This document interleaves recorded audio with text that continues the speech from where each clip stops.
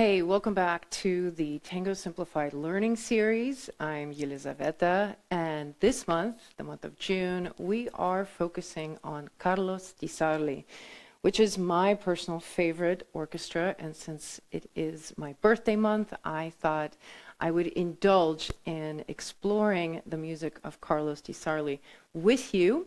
So today we're going to talk about what makes Disarly so special in general. He's one of the 4 major orchestras that we as dancers need to know. The other ones are D'Arienzo, Pugliese, and Troilo. But Disarly is special for several reasons. He managed to adapt his sound to every major stylistic shift in the tango story. So whether you're listening to Disarly from the Guardia Vieja, the 1920s, or the late 1930s, or later during the Salon style, Disarly is a master at all of these styles. Now, a lot of times you might not actually be aware that you're really listening to Disarly.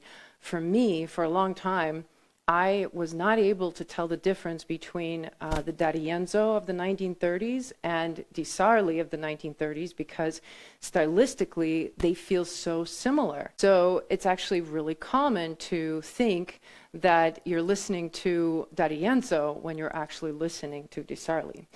So we're going to talk about the signature sound that actually distinguishes Disarly from all the other orchestras. And hopefully by the end of this lesson, you'll be able to identify Disarly just by tuning in your ear to this particular part of his instrumentation. So the main quality that makes Disarly distinct is the technique or the sound of arrastre, which is the drag. And the drag, when you hear that term applied to Disarly, is they're talking about a particular way that a stringed instrument like a violin or the bass or the bandoneon, the way it is struck.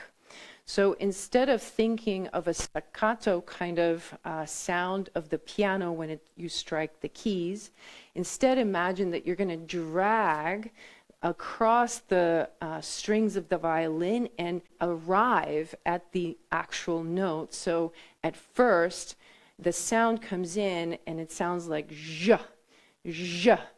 And this zh sound is very specific to Disarly. There are other orchestras that have used it from time to time. Pugliese as well used it in his La Jumba, for example, those kinds of songs.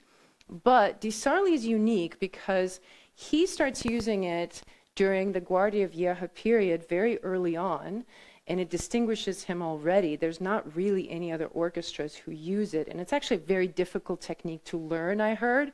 You might actually have to train for like 2 years as a musician to actually be able to do this sound. It's very complex. So he was already experimenting with it in the 1920s, but then he continued to use it during the milonguero style. So he was the only orchestra using this kind of sound, this technique in his arrangements during that time. So if you hear a D'Arienzo tanda next to a tanda of Disarly from that time period, you might get confused and think that it's both D'Arienzo because it's so upbeat. But if you listen for the drag, if you hear this zhum, zhum, this kind of sound in the instrumentation, that will give it away that it's actually Disarly and not D'Arienzo, because D'Arienzo, I think, only has maybe one song where he actually uses drag in this way. Now, many dancers don't actually hear the drag, or they're not aware of the fact that you might actually show this in your dance.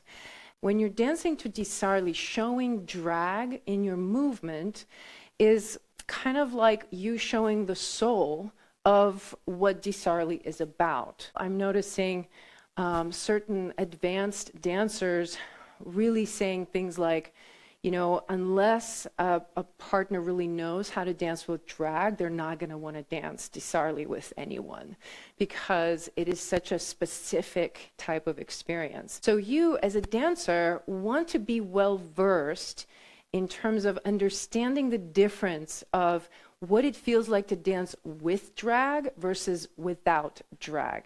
In a recent episode, we talked about how most of the movements and the steps that you're going to do will vary from a legato quality, where you're gliding across the floor and collecting in this very flow-like fashion, versus staccato, which is showing more of that punctuation of sound and maybe working a little bit more with rhythm. So all of your movements are going to basically exist within that general spectrum. And the drag is an interesting quality in the body because it's sort of a combination of both a little bit of a legato quality with a sharp staccato finish. So instead of me thinking about arriving in a very legato way or in a very staccato way, I'm going to combine the two.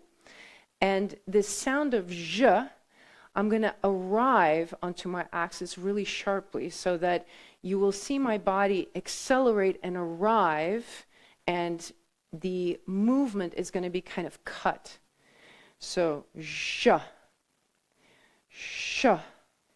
You see how as the sound begins, je, I begin my movement. It's like I allow gravity to take me, je, but then I arrive in this very sharp manner.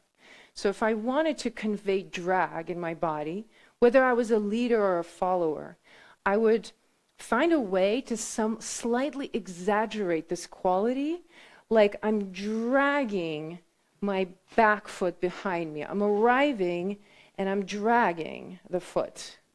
So this is a stylization that I'm doing on any step of whatever size, because it's more of like an internal texture versus anything external. And in general, the presence of the drag always creates more of a feeling of heaviness towards the ground, kind of like releasing and submitting to the pull of gravity. So to recognize arrastre, just remember that the instruments that can execute arrastre well are the string instruments and the bandoneons.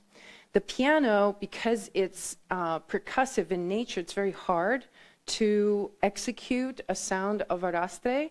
However, in the track that I'm going to show you in a moment, if you tune in, there are parts that you actually hear a very, maybe a slightly paler version of arrastre executed by Disarly on the piano. So he was a big fan of this sound. Now, I'm going to show you a video where I'm going to dance just the arrastre part. And I will do it in a very simple fashion. I will use this construction of forward, back, side, forward, back, side. So if you wanted to actually do this as an exercise on your own, you would just use this framework of steps. And what I'm going to do is, when I am hearing the arrastre, the drag, I will step and show that in my body. And then when I'm not hearing the arrastre, I will just pause. So I want you to watch and see if you can hear for yourself, and you can recognize with your ears when it's there and when it's not. So go ahead and check out the video, and I'll see you in a minute.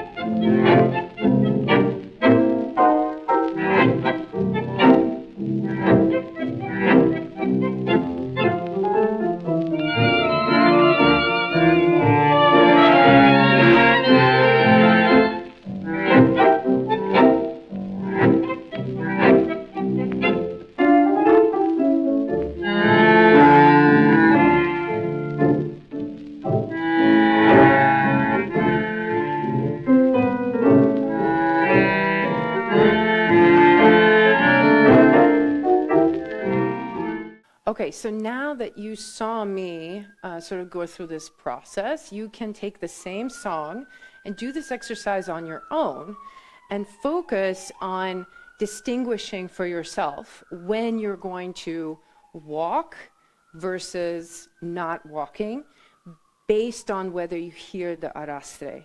And that will give you the opportunity also to feel how do you want to express this quality of the drag, and how do you find this in your body, and combine this legato technique with more of a staccato ending to your movement. Now, if you don't have access to this song, I have attached my Best of Disarly Spotify playlist in the show notes. So check it out. That song is on there.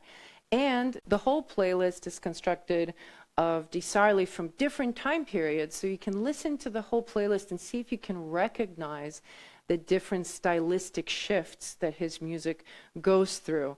I've actually heard of a DJ doing a whole milonga for 3 hours and only playing Disarly, and nobody noticed. That's how prolific and diverse Disarly's music is. So you might even be surprised by some of the tracks you hear that those are Disarly.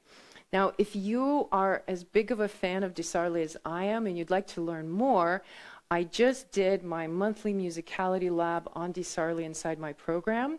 So you can join for free for 30 days and check out the recording and learn a bit more about Disarly's contribution to tango and how to hear the different layers in his arrangements. If you've made it this far and you're not subscribed to my channel, I suggest you do so, because I post one of these every Saturday. And I'll see you in the next one.